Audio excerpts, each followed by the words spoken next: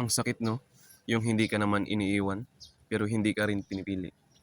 Minsan, nandiyan pa naman siya, nag-uusap pa kayo, may connection pa, may pag-asa pa, siguro.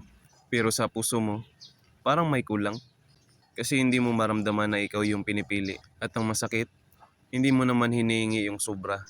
Hindi ka naman humingi ng buong araw na atensyon. Hindi ka naman humingi ng perfect. Ang gusto mo lang naman, maramdaman na importante ka, na hindi mo kailangang hulaan kung mahal ka ba, na hindi ka laging nag-aantay, na hindi ka laging second choice. Pero ito lang, kapag matagal mo nang kinukumbinsi yung sarili mo na okay lang, kahit pakiramdam mo, option ka lang, nakakapagod yun.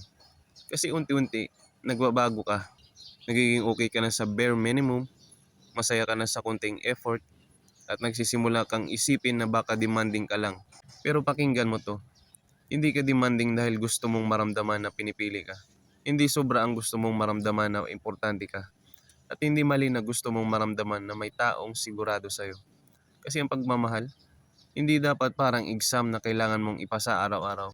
Hindi dapat parang trabaho na kailangan mong patunayan na worth it kang piliin. At alam kong mahirap kasi mahal mo siya. Kaya iniisip mo, busy lang siguro, pagod lang siguro, baka nag-overthink lang ako.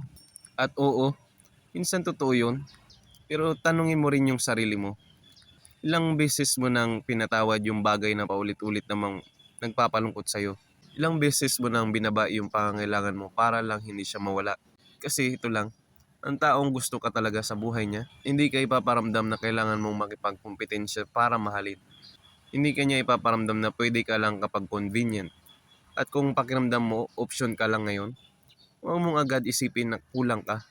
At least remember this, hindi mo kailangang maging mas tahimik, mas maintindihin, mas perfect para piliin. Kasi deserve mo yung pagmamahal na hindi ka pinaparamdam na option ka lang.